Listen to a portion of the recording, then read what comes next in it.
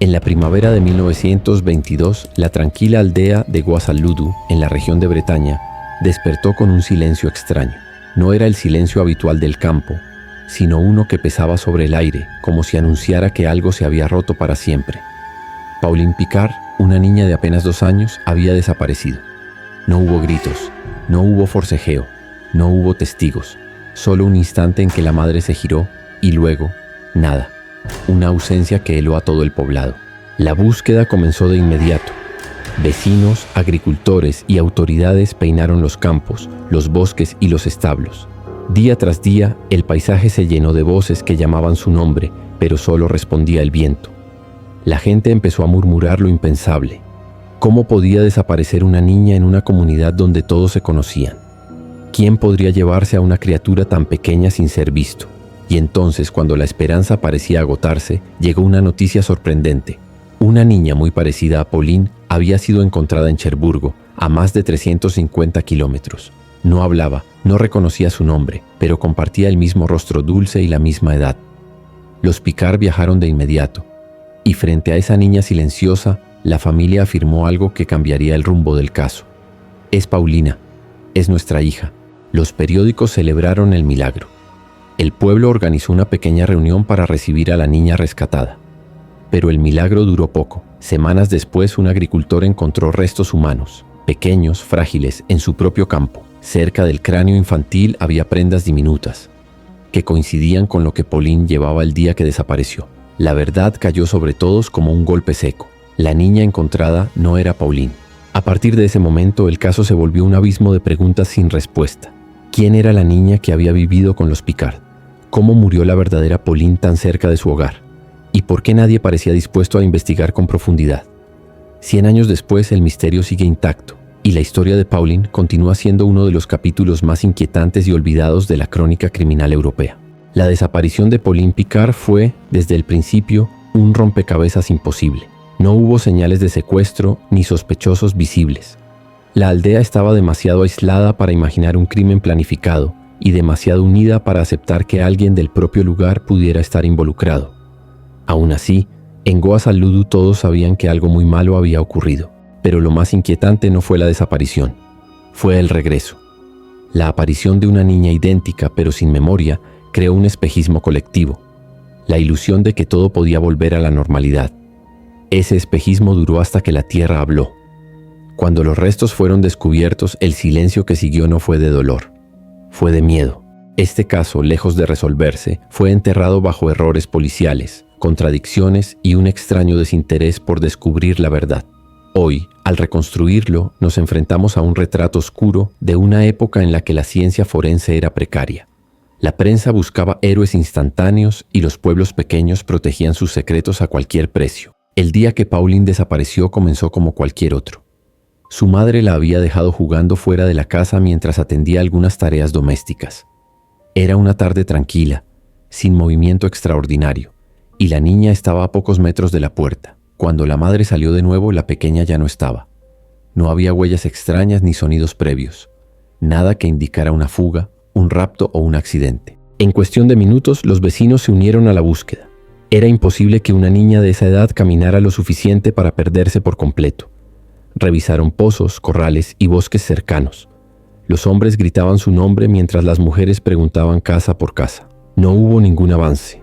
Era como si la tierra se hubiera abierto y la hubiera tragado. La policía local llegó más tarde con recursos limitados y poca experiencia en desapariciones infantiles. La investigación se volvió improvisada, basada más en intuiciones que en métodos. No se levantaron registros adecuados, no se preservaron posibles rastros y no se trazó una cronología clara. Lo que comenzó como una búsqueda urgente se transformó rápidamente en un pantano burocrático. Sin embargo, la mayor confusión vino del hallazgo de la niña en Cherburgo. La posibilidad de que hubiese sido llevada por desconocidos parecía improbable, pero los Picard querían creer. La niña encontrada se parecía tanto a Pauline que la familia no dudó. El fenómeno del reconocimiento emocional jugó un papel crucial. Cuando el corazón quiere creer, los ojos obedecen. El regreso triunfal al pueblo se sintió como el cierre natural de una tragedia, pero la niña no hablaba bretón, ni recordaba a nadie. Era como convivir con un fantasma familiar. Pese a todo, la familia insistió en que era Pauline, quizá traumatizada, quizá confundida. Lo que no imaginaban era que la verdad estaba enterrada a pocos metros de su propia granja. El descubrimiento del cuerpo cambió todo. No había forma de negar que esos restos pertenecían a la verdadera Pauline. Lo que siguió fue una cadena de contradicciones policiales. Informes perdidos, testimonios olvidados, conclusiones apresuradas. Y lo más extraño, ningún esfuerzo real para identificar a la niña encontrada. La investigación parecía diseñada solo para cerrar el caso, no para resolverlo. Así, en menos de un mes, el caso se transformó en un doble misterio, una muerte inexplicada y una niña sin identidad. A partir de ese punto, el silencio cayó sobre el pueblo, y ese silencio, un siglo después, sigue siendo la parte más inquietante del caso. El hallazgo del cuerpo de Pauline Picard fue tan inesperado como perturbador. El agricultor que trabajaba en su campo aquella mañana notó algo extraño entre la maleza, un pequeño montón de ropa infantil, desgastada por el clima pero aún reconocible. A pocos centímetros, parcialmente enterrado por la tierra húmeda, vio un pequeño cráneo. Al principio pensó que podía ser un animal, pero la realidad se impuso de golpe. Era humano, y demasiado pequeño. Cuando las autoridades llegaron, confirmaron lo que todos temían.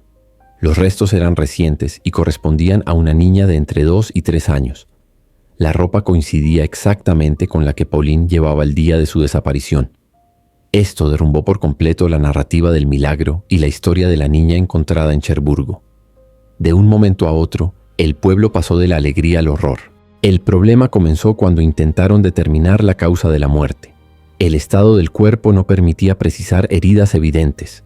Los animales del campo, el clima de Bretaña y el tiempo transcurrido habían alterado cualquier rastro claro. Lo único incuestionable era el horror de que aquello hubiese ocurrido tan cerca de la casa de los Picard, un lugar por el que todos habían pasado decenas de veces durante la búsqueda. Los vecinos empezaron a preguntarse cómo era posible que el cuerpo hubiera pasado desapercibido por tanto tiempo. Algunos afirmaron que habían revisado esa zona varias veces. Otros aseguraron que el cuerpo no había estado allí en los primeros días. Esa contradicción abrió la puerta a teorías inquietantes. Alguien habría colocado el cuerpo después. La policía, superada por la presión mediática, trató de sofocar las especulaciones. Declararon que el cuerpo debía haber estado allí desde el principio y que simplemente no lo habían visto. Pero esa explicación no convenció a nadie. Los habitantes del pueblo conocían cada rincón de ese campo. La idea de que todos lo pasaran por alto parecía imposible. Peor aún, los investigadores evitaron profundizar en otra cuestión clave. Nadie intentó descubrir quién era la niña traída de Cherburgo. Fue como si todos aceptaran un acuerdo tácito para no abrir nuevas dudas, para no ensuciar más la historia. O quizá para proteger a alguien. Con la evidencia contradictoria y la presión pública, el caso de Pauline se cerró de manera abrupta. Las autoridades culparon a un accidente no determinado, casi como una nota al pie. Y la niña desconocida, la que había vivido unas semanas en la casa de los Picard, fue enviada a otra institución sin mayor investigación. Ese fue su último rastro. Desapareció de la historia con la misma facilidad con que había aparecido. El pueblo intentó seguir adelante, pero el silencio que se instaló en Goasal-Ludu no era natural. Era un silencio de miedo, un silencio que parecía proteger algo, un secreto demasiado incómodo para ser pronunciado. Con el paso de los meses, algunos periodistas comenzaron a revisar el caso con más atención que la propia policía. Descubrieron inconsistencias en testimonios que en su momento habían pasado desapercibidos. Por ejemplo, varios vecinos mencionaron haber visto a un hombre desconocido rondando la zona días antes de la desaparición. No hablaba bretón, no era del pueblo y nadie lo volvió a ver después. Ese hombre nunca fue identificado. Las autoridades ni siquiera elaboraron un retrato o un informe detallado. Parecía como si toda información que complicara la versión oficial fuese descartada de inmediato. La narrativa deseada era simple. Pauline se había perdido y había muerto accidentalmente. Otro detalle inquietante fue el estado en el que encontraron la ropa de Pauline. Algunas prendas parecían más deterioradas que el propio cuerpo, como si hubiesen sido expuestas antes a la intemperie. Otras, en cambio, estaban demasiado limpias. Esa contradicción llevó a ciertos cronistas a sugerir que las ropas pudieron haber sido plantadas deliberadamente. Pero la teoría más perturbadora provino de un sacerdote local que habló bajo anonimato. Según él, la familia Picard había comentado días antes de la desaparición que la niña parecía asustada, que lloraba sin motivo claro y que se negaba a acercarse a ciertos visitantes. Esa declaración nunca llegó al expediente oficial. También surgió la duda de cómo una niña de 2 años podría llegar sola hasta Cherburgo. Ese trayecto era demasiado largo incluso para un adulto a pie, y la niña encontrada no presentaba signos de haber vivido días en la calle. Su ropa estaba en buen estado, su salud era estable y parecía haber estado bajo cuidados regulares. Algunos sugirieron que la niña encontrada en Cherburgo no era un azar del destino, sino parte de algo más calculado. Una sustitución. Una maniobra para cerrar rápidamente un caso que amenazaba con exponerse en la prensa nacional.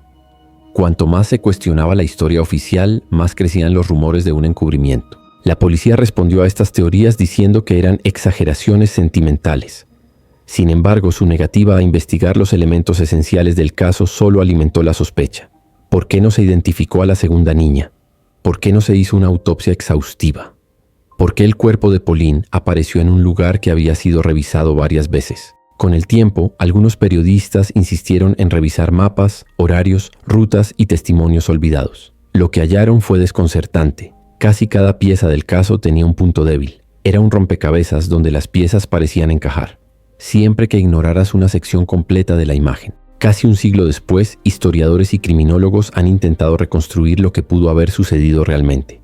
Una teoría afirma que Pauline pudo haber sido víctima de un viajero o recolector ambulante, hombres que pasaban por los pueblos y desaparecían sin dejar rastro, pero esa teoría no explica la aparición de la segunda niña. Otra hipótesis sugiere que la familia Picard pudo haber sido manipulada emocionalmente por las autoridades, que buscaban cerrar el caso cuanto antes. La presión mediática era fuerte, y un milagro como el retorno de la niña era una historia perfecta para calmar la indignación pública. También existe la teoría más sombría, que el cuerpo no estuvo en el campo desde el inicio, que alguien lo colocó allí después. Esto explicaría por qué nadie lo vio durante la búsqueda inicial, y también explicaría el silencio generalizado que cayó sobre el pueblo después del hallazgo. Si alguien movió el cuerpo, la pregunta evidente es, ¿quién? Y sobre todo, ¿por qué? La respuesta más temida es que el responsable era alguien de la comunidad. En un pueblo donde todos se conocían, esa posibilidad era tan devastadora que quizá nadie quiso imaginarla. Otra pieza clave del misterio es la segunda niña. Nadie sabe quién era. No había denuncias de desaparición que coincidieran con su edad y aspecto. Algunos creen que pudo haber sido una huérfana desplazada tras la Primera Guerra Mundial, cuando miles de niños quedaron sin hogar ni documentos. Pero incluso esa explicación deja un hueco enorme. ¿Cómo llegó justo a Cherburgo? ¿Cómo terminó siendo confundida con Pauline? ¿Y por qué la policía aceptó el reconocimiento de la familia sin realizar una verificación más rigurosa? Hoy, el caso de Pauline Picard sigue siendo estudiado no solo por su misterio, sino por lo que revela sobre aquella época. Una era donde la ciencia forense aún estaba en pañales, donde la prensa podía crear héroes o villanos con una sola portada, y donde las comunidades rurales se aferraban a sus secretos con uñas y dientes. Nadie fue acusado, nadie fue investigado seriamente. El expediente se cerró con una frase fría y vaga: muerte accidental. Pero para quienes conocen los detalles, esa explicación no es suficiente. Nunca lo fue. El misterio de Pauline Picard no es solo un caso sin resolver. Es una ventana a una época donde la verdad podía enterrarse tan fácilmente como un cuerpo en un campo. Una época donde la tristeza se mezclaba con supersticiones, donde la policía estaba limitada por métodos precarios y donde los pueblos pequeños preferían callar antes que señalar a uno de los suyos. Que una niña desconocida tomara el lugar de Pauline sigue siendo uno de los detalles más desconcertantes en la historia criminal europea. La pregunta no es solo quién mató a Pauline, sino quién permitió que su identidad fuera reemplazada. ¿Un error? ¿Una manipulación? ¿O algo que nunca conoceremos? Casos como este nos recuerdan que la historia guarda silencios tan elocuentes como sus testimonios, y que algunas desapariciones no solo borran a una persona, sino también la verdad. Si quieres más historias olvidadas, más casos que el tiempo intentó enterrar, te invito a suscribirte al canal. Aquí desenterramos lo que muchos prefieren olvidar.